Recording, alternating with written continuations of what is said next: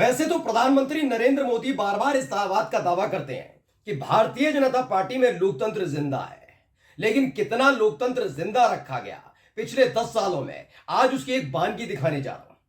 याद रखिएगा, 2014 के बाद से एक एक करके, या यूं कहा जाए एक साथ, तमाम सैटेलाइट चैनल मोदी राग गा रहे थे, इसीलिए इनको गोदी मीडिया कहा जाने लगा। इन सब की भीड़ में अकेला एक ऐसा चैनल हुआ करता था, एनडीटीवी, जो लगातार सरकार की परतें खोलता था, उनकी आलोचनाएं करता था, जनता के सामने एक एक फैसले, एक एक निर्णय और मोदी जी के एक एक आदेश की एक एक परतें खोल कर रखता था। बस यही बात मोदी जी को पसंद नहीं आ रही थी। कई बार उनके एक बड़े पत्रकार यानी रवीश कुमार ने चैलेंज तक किया था कि एक बार आकर मोदी जी उनको इंटरव्यू दें, लेकिन सोचिए, इन 10 वर्षों के भीतर, या यूं कहा जाए तकरीबन 8.5-9 सालों तक एनडीटीवी पर एक भी इंटरव्यू मोदी जी ने नहीं दिया था। उस वक्त भी नहीं दिया था जब इस देश के एक बड़े अभिनेता मोदी जी का इंटरव्यू कर रहे थे, पूछ रहे थे आम काट कर खाते हैं या चूस कर। इस देश के अलग अलग न्यूज चैनल के बड़े बड़े पत्रकार और स्वयंभू राष्ट्रवादी सवाल पूछ रहे थे, टॉनिक कौन सा लेते हैं, आप बटुआ रखते हैं नहीं रखते हैं। ये तमाम तरह की पत्रकारिता की जा रही थी, लेकिन अकेले रवीश कुमार थे, या यूं कहा जाए एनडीटीवी था, कि उस दौर में अभी तक एनडीटीवी को कोई भी इंटरव्यू मोदी जी ने नहीं दिया। लेकिन रवीश कुमार के जाते ही, और यूं कहा जाए एनडीटीवी जैसे ही मोदी जी के खासम खास यानी अडानी ने खरीदा, उसके बाद से ही मोदी जी अब एनडीटीवी पर अवतरित हो गए। जी हां, आज की ये खबर मैं आपको दिखाने जा रहा हूं, न केवल मोदी बल्कि शाहबाबू भी एनडीटीवी पर अब अपना अपना इंटरव्यू देते हुए नजर आ रहे हैं। नमस्कार, मैं हूं प्रज्वल गौतम और आप देख रहे हैं टाइम्स एक्सप्रेस। यही एक डर है जो 8.5-9 साल तक बरकरार रखा गया। और अब पूछते हैं ना आप लोग कि इन्हें गोदी मीडिया क्यों कहा जाता है, क्यों इन्हें गोदी पत्रकार कहा जाता है, क्यों कहा जाता है गोदी एंकर। तो गोदी एंकरों और गोदी पत्रकारों, देखो, आपकी अपने आका ने ही आपकी पोल खोल कर रख दी है। क्योंकि कल तक जब रवीश कुमार एनडीटीवी में हुआ करते थे और एनडीटीवी रॉय परिवार के पास हुआ करता था, अडानी ने खरीदा नहीं था, इसी एक चैनल से और इसी एक पत्रकार यानी रवीश कुमार से कितना थर थर कांपते थे मोदी। आप सोचिए, ऐसा नहीं है कि उन्होंने इंटरव्यू नहीं दिया, प्रेस कॉन्फ्रेंस नहीं की, लेकिन इंटरव्यू दिया। लेकिन उनको, जिन पत्रकारों की हिम्मत और हैसियत नहीं है कि मोदी से सवाल कर सके, उनसे तीखे सवाल कर सके, स्क्रिप्टेड सवाल और उनके जवाब पहले से तय होते हैं, वही सवाल किए जाते रहे, जिससे साफ गोई भी बरकरार रहे और यह भी दिखाया जाता रहे कि वो मोदी के कितने बड़े भक्त हैं। लेकिन अब पोल खुल गई है। सबसे पहले ये वीडियो देखिए। ये सारे आप बिठाओगे तो लगेगा भाई ये उसका बेटा, ये उसका बेटा, ये उसका बेटा, या इसका बाप, ये इसका बाप, इसका बाप। यानी ऐसा साफ लगता है कि वो अपने बच्चों को सेट करने के लिए इंडिया अलायंस को जान भरने की कोशिश कर रहे हैं। देश के बच्चों का भविष्य नजर ही नहीं आता उसमें। तो संजय पुगलिया हैं, ये भी एक बड़े पत्रकार हैं, फिलहाल अभी एनडीटीवी के सर्वे सर्वा बन गए, एडिटर इन चीफ हैं। और अडानी का जैसे ही चैनल हुआ है तो संजय पुगलिया हैं। सब जानते हैं रवीश कुमार अपना अलग यूट्यूब चैनल चला रहे हैं। ये सब किसकी बदौलत हुआ? मोदी जी की बदौलत हुआ, अडानी बाबू की बदौलत हुआ।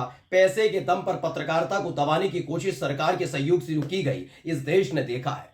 तभी तो आप इंडेक्स देखेंगे उठाकर तो हमारे देश की मीडिया का जो हाल 2014 से पहले था, उससे सबसे बुरा हाल इस 10 सालों में मोदी के क्रियाकलाप और आशीर्वाद से हो चुका है। अब कोई जब आता है पत्रकारिता दिवस आता है और ये तमाम दिवस आते हैं, मत मनाइए, क्योंकि मोदी जी के देश में इस 10 सालों के भीतर पत्रकारिता जमींदोज हो गई है। अब आप सोचिए, एनडीटीवी पर बड़ा बड़ा ज्ञान देते हुए नजर आ रहे हैं, बता रहे हैं परिवारवाद की परिभाषा, और वो भी किसके सामने? संजय पुगलिया। अब थोड़ा माइंड मेकअप करिए और सोचिए, अगर यहां संजय पुगलिया ना हो, यानी एनडीटीवी पर अगर रवीश कुमार हो और सामने बैठे हो मोदी जी, तो मोदी जी ये बात कह पाते परिवारवाद वाली? उधर से जवाब आता जरूर, रवीश कुमार सवाल जरूर पूछते, जो सवाल संजय पुगलिया में पूछने की हिम्मत नहीं हो पाई होगी। बताइए, आप परिवारवाद पर विपक्षी पार्टी के नेताओं को घेर रहे हैं, जरा ये भी बता दीजिए कि भाई जय शाह किस हैसियत और हिम्मत और किस अनुभव के साथ बीसीसीआई के सचिव बने बैठे? सवाल पूछिए, नहीं पूछ सकते। परिवारवाद पर जो कहा मोदी ने, उसे सिर हिलाकर संजय पुगलिया ने मान लिया। लेकिन खास बात इसमें क्या रही, तमाम न्यूज चैनल के साथ साथ इस बार एनडीटीवी पर मोदी जी अवतरित हुए।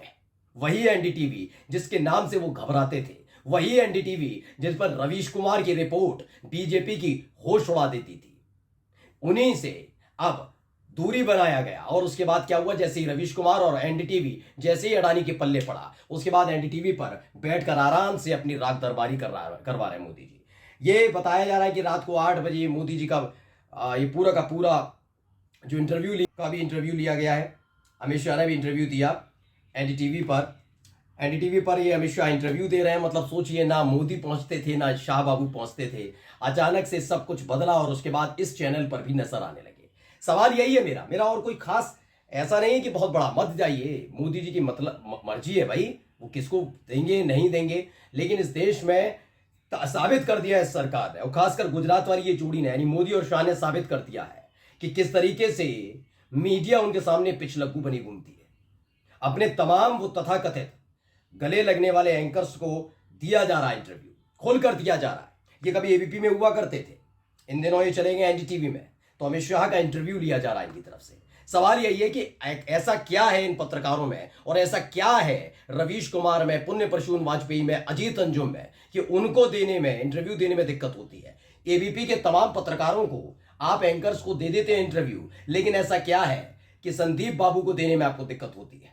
संदीप चौधरी चूंकि पर्दा खोल कर रख देते हैं अपने प्रोग्राम में, तो ये क्या एबीपी ने पहले से ही तय कर लिया था? ये तमाम न्यूज चैनल के बारे में मैं इसलिए बता रहा हूं क्योंकि इस दौर में अगर सैटेलाइट चैनल पर बैठकर कोई सच्ची खबरें और सरकार से सवाल पूछने की हिम्मत इस दौर में रख पा रहा है तो वो है संदीप चौधरी। क्योंकि तमाम पत्रकारों को तो साइडलाइन कर दिया ना। प्रणब प्रसून वाजपेयी के साथ क्या हुआ सबने देखा, अजीत अंजुम के साथ क्या हुआ सबने देखा रवीश कुमार के साथ क्या हुआ। मतलब इस देश के वो दिग्गज पत्रकार जो सवाल पूछने की हिम्मत रखते थे, चाहे वो कांग्रेस के वक्त की हो, क्योंकि आप रवीश कुमार की रिपोर्ट उठाकर देख ली, रवीश की रिपोर्ट याद करिएगा, कांग्रेस शासनकाल के दौरान उन्होंने पर्दाएं खोल कर रखी थी, किस तरह से सरकार की योजनाएं आती हैं और लोगों तक नहीं पहुंच पाती। तमाम रिपोर्ट थी उनकी, कोई ऐसी वैसी बात नहीं कह रहा हूं, आप उठाकर देख लेंगे। जो देखते हैं रवीश कुमार को देखते हैं वो जानते हैं, लेकिन नहीं, मोदी जी से सवाल पूछने पर अंधभक्त भड़क जाते हैं। इन पत्रकारों को साइडलाइन कैसे किया गया और क्यों हुए साइडलाइन सब जानते हैं। क्यों आज के दौर के पत्रकार चेहरा चमकाई प्रथा का निर्वहन करते हुए मोदी जी की गजा में युद्ध रुकवाने वाली लड़ाइयां, युद्ध रुकवाने वाली बातें, और यूक्रेन और रूस के बीच जो युद्ध रुका उसको लेकर जो एड कैंपेन है, वो गोदी पत्रकार और एंकर साझा करते हैं, तो समझ लीजिए इनकी नैतिकता और इनकी विश्वसनीयता कितनी है। कुल मिलाकर जिस एनडीटीवी से मोदी जी, शाह बाबू, बीजेपी भागते थे, साथ खड़ा नहीं होना चाहते थे, आज उस एनडीटीवी पे नजर आए। मोदी जी ने अपना वादा निभाया, लेकिन निभाने से पहले उन्होंने अपने दोस्त को काम पर लगाया था, अडानी को, कि तुम खरीद लो चैनल। इस व्यक्ति यानी रवीश कुमार की जो दिल इच्छा है कि हम इंटरव्यू दें एनडीटीवी पर, हम देंगे, एक बार खरीदो तो सही। और देखिए, जैसे ही एनडीटीवी हाथ से गया और अडानी के हाथ में आया, रवीश कुमार बाहर गए, वैसे ही चेहरा चमकाने के लिए मोदी बाबू भी आए और शाह बाबू भी। नमस्कार।